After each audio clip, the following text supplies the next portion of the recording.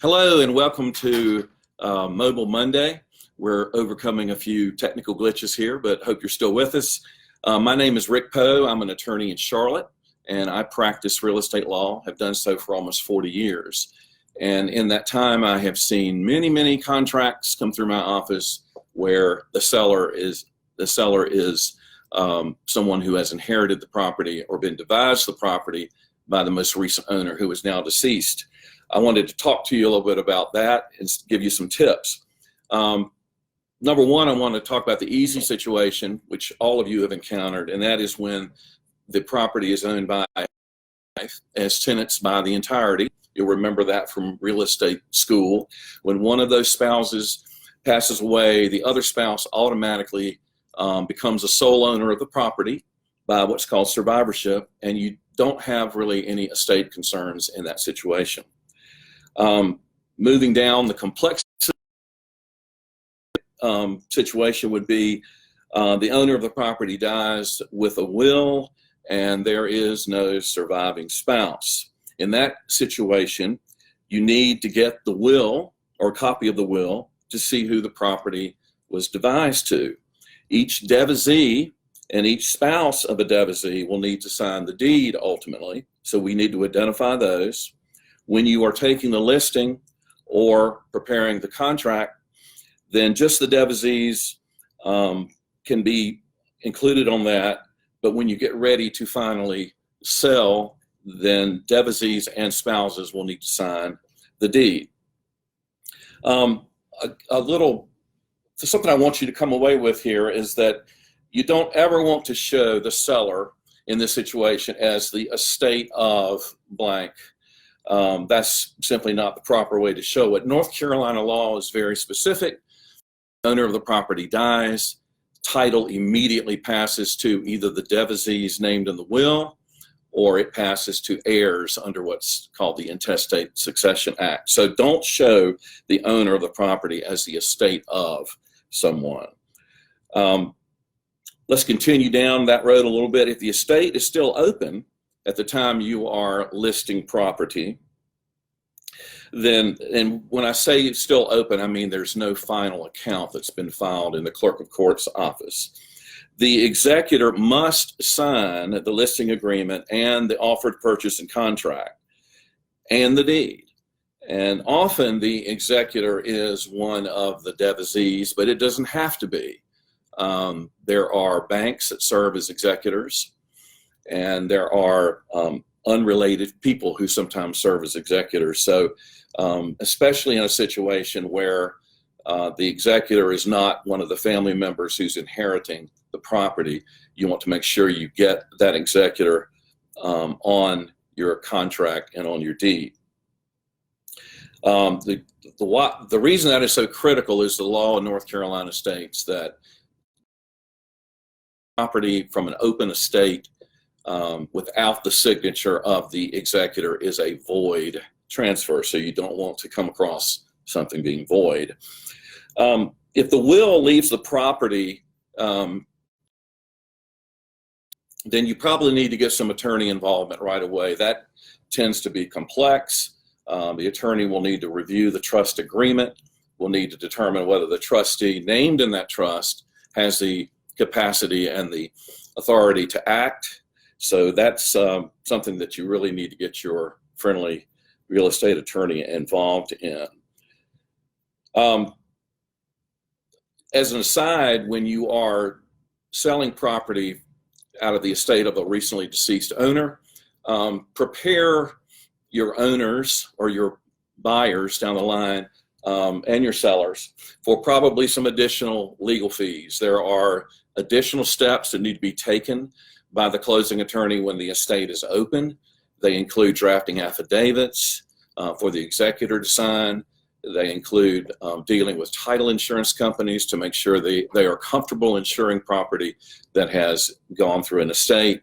So there's a lot of considerations there, and it is additional work, and most attorneys are going to want to charge you a little bit more when that is involved.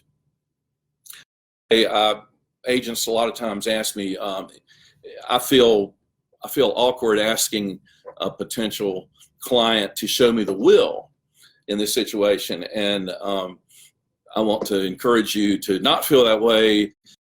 It's important that you do see a will and know how the property is transferred.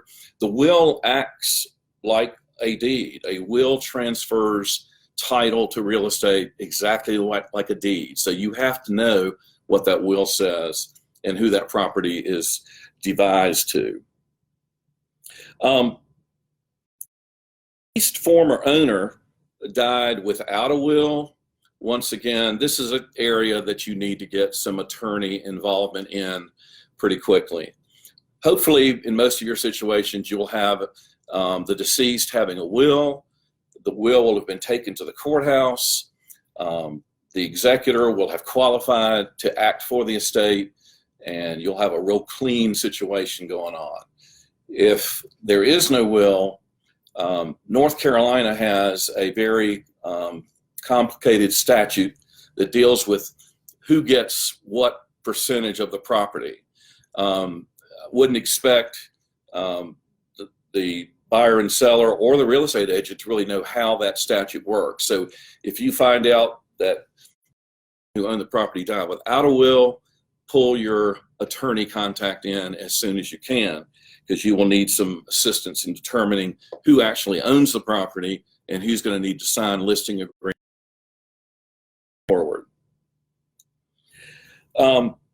So just to sort of give you a little bit of a go-by, when you are approached by a potential listing customer, somebody who might want to list with you, here are some things that you always want to ask every time.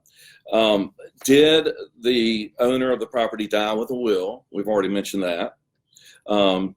Then number two, can you get me a copy of the will? This is the attorney asking the listing agent. Has anyone been to the courthouse to deliver the will and qualify as either the executor or the administrator of the estate? Executor means that a will exists. Administrator means no will exists.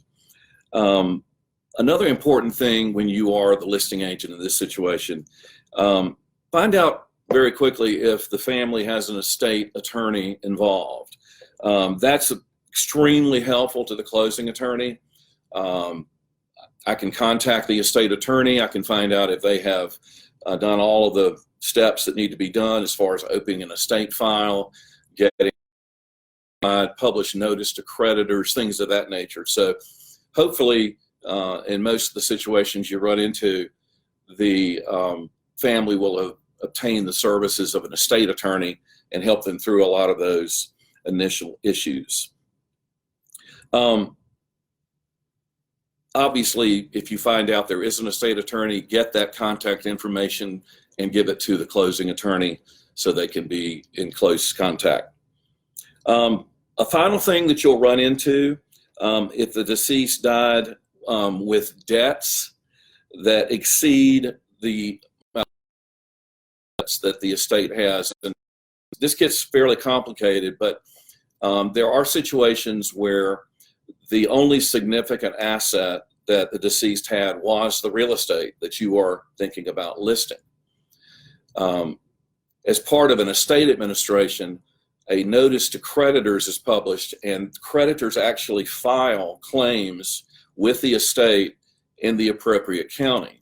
So if the closing attorney determines that there are, let's just say, $30,000 of debts that deceased person owed, and the only asset they really had was the real estate, that's not going to be a very easy closing. The clerk is going to appoint yet another lawyer to serve as the conservator of the decedent's estate, and you still can list the property and sell it, but it's going to be under court supervision, because the clerk has to approve how the sale is done, and will have to approve the distribution of the proceeds after the closing.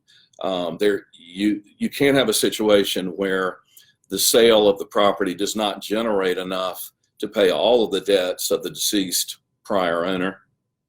And in that case, the court is going to have a list of claimants in a certain priority, and they will be paid until the money runs out. But once again, that is something that you really ought to get an attorney involved. Very complex in a hurry. But to summarize, what I'd like for you to come away with this is this: number one, make sure if you are going to list or you're getting ready to sell property that was owned by a recently deceased person, that you don't just list the estate of as the seller, but you do show the actual people who either received it through a devise or inherited it. And also make sure that you get some input about where they are in the estate process. In all of these situations, something needs to be filed, with the clerk of court, and certain notices have to issue before we can complete the closing. So that's a little primer for you on the way to handle coming out of an estate. This is a shameless plug. The February edition of Insight Magazine has an article that I wrote that is a conversation between an attorney and a real estate agent who is contemplating taking a listing that's in an estate. Refer to that, and that gives you a lot of the same information that we've hit on today. And good luck with your listings coming out of estates. And feel free to send any questions that you might have, and we'll be answering questions as we can throughout the rest of the day.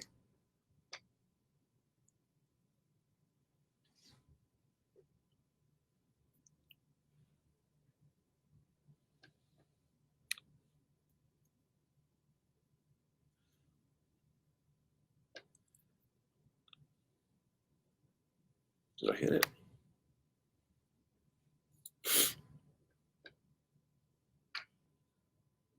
I think I hit it. Hit end live video. Okay. Is that okay?